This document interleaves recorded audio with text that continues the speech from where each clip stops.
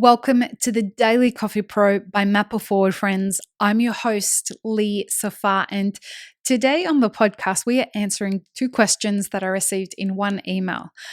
We will answer one of the questions today, and we will answer the second one in the next episode of the podcast. Today, our episode is presented by the Global Coffee Town Hall. This is a fabulous event for us. It's the highlight of our event year.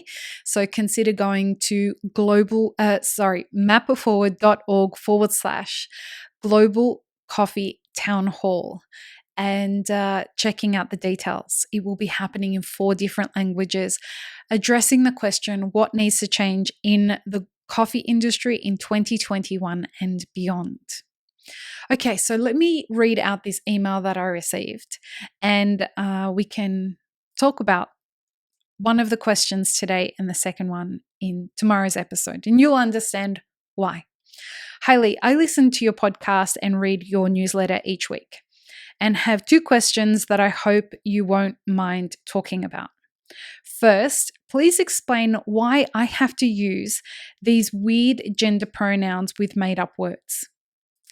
And number 2, why aren't women's groups in coffee considered sexist, but if an all men's group got together, it would be considered sexist? So, all right, we're going to start with the first one, and then in the next episode, we're going to talk about the second one. I'm going to preface this by saying I am not an expert on gender. I'm not an expert on pronouns or any of this stuff. But you've asked me to talk about it, so I will talk about it. And if you don't know what we're referring to, what this person's referring to in this email, who I'm not going to identify, but what they're talking about is when people, you may see it if you're on social media where there's people who have she, her, or he, him, or they, their. Those are people's gender pronouns. So it's the gender that they identify with and that they have asked you to call them by. There are a lot of other things out there like sie, ze, and a bunch of other ones, which I suspect that's what this person in the email is referring to, either the idea of they, them, or sie, ze, or anything like that. So I kind of have a very general approach to all of this, and my approach to this is around respect.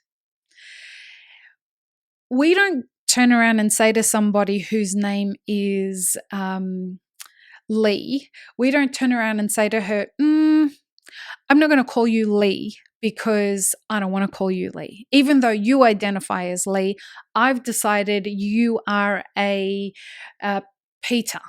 So I'm going to call you Peter. And look, the whole gender conversation could be really, really intense for a bunch of people. But at the end of the day, it comes down to respect. If somebody is asking you to refer to them by particular gender pronouns, why not just refer to them by those gender pronouns? The likelihood that you aren't going to understand what they're talking about doesn't matter. Because if you lean into a conversation that is just solely based on what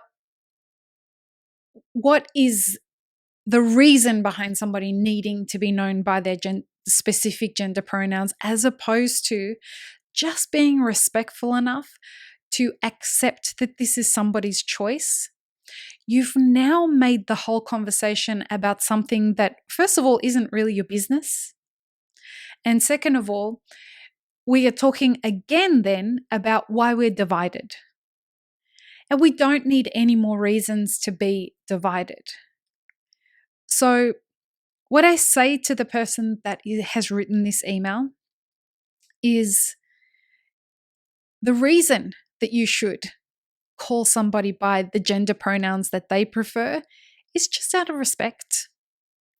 Does it matter to you if somebody identifies as a different gender than what they were assigned at birth, or than what you think their gender should be? It is the same as calling somebody a different name than what they would like you to call them. And so therefore, I would say lean into the opportunity to be respectful rather than leaning into the opportunity to be combative and an asshole. If somebody asks you to call them they, their, and it doesn't make sense to you, you may look for the opportunity to get educated and go and do some research. It may not make sense to you. But here's the thing. The same as when somebody tells you that they are gay has nothing to do with you. Who somebody's sexual preference with, or who is somebody's sexual preference, is about them, and it's not about you.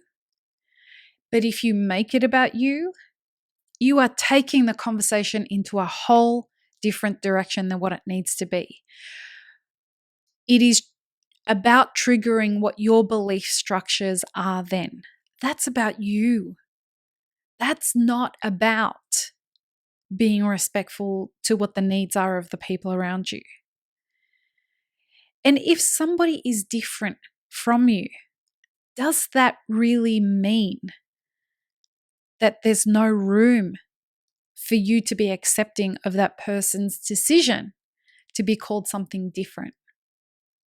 Now, this is a real topic of discussion in our industry over the last couple of years at least. We've been talking about it on the podcast with people for at least 3 or 4 years.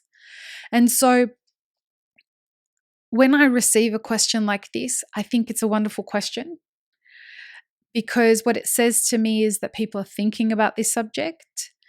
And the other thing that's important about this is we have a generation that is coming into our industry, Gen Z, where gender identity is really important to them in a different way than gender identity was important to my generation, Gen X.